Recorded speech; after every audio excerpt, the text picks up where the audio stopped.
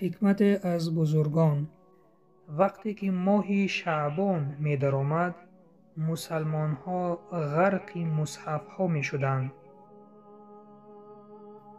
به نام خداوند بخشنده و مهربان. حمد و ثنا الله یک و یگانه را و درود و سلام به پیامبر و به آل و اصحابشان. امام ابن حجر عسقلانی رحمت خداوند بر او می گویند: وقتی که ماه شعبان می درآمد، مسلمان ها غرق مصحف ها می شدند، یعنی غرق خواندن قرآن می شدند. و این چنین در این باره دیگر علما هم گفتند که وقتی که ماه شعبان می درآمد، مسلمان ها قرآن را خیلی بسیار می خواندند برای تیار شدن به ماه شریف رمضان، چون بعد از ماه شعبان ماه رمضان می درآید. و این سبب آنها در ماه شعبان چنین بسیار می خواندند تا که دلهای خود را پاک کنند و در ماه رمضان نیز این خواندن قرآن را دوام می دادند. پس برادر و خواهر ایمانیم، آیا ما چنین عمل را نیز انجام می دهیم؟ این سوال است که هر کس باید از خودش بپرسد، چون یگانه راه نجات این در خواندن و فهمیدن و عمل کردن به آیات‌های قرآن است. اگر شخصی مسلمان قرآن را بخواند، در آن تفکر کند، معنی آن را بفهمد و بر آن عمل کند، هیچ وقت گمراه نمی شود. قرآن نور الهی است. با خواندن آن دلهای خود را با این نور منور گردانیم. برادر و خواهر ایمانیم، اگر تا امروز قرآن را خواندن نتوانی، الان هم فرصت داری، می توانی خواندن آن را آموزی.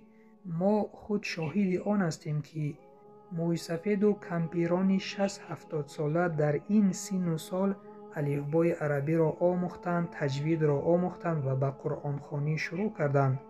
و تو نیز برادر و خواهر عزیزم، اگر مقصد گذاری بر خود، می توانی در این سن و سال خواندن قرآن را آموزی. برای این فقط دو عمل را انجام دادن در کار: یکم قصد کردن، نیت کردن، و دوم سعی و کوشش کردن. اگر این دو عمل را اجرا کنی، انشاءالله قرآن خوان می شوی. عالم در فضیلت قرآن می گوید: قرآن در ماه شریف رمضان نازل شد و ماه شریف رمضان از بهترین ماه ها گشت. قرآن در شب قدر نازل شد و شب قدر از بهترین شب ها گشت. قرآن با واسطه جبرائیل علیه السلام نازل شد و جبرائیل علیه السلام از جمله بهترین فرشتگان گشت. قرآن به پیامبر صلی الله علیه و سلم نازل شد و پیامبر صلی الله علیه و سلم از جمله بهترین پیامبران گشت. قرآن در شهرهای مکه و مدینه نازل شد.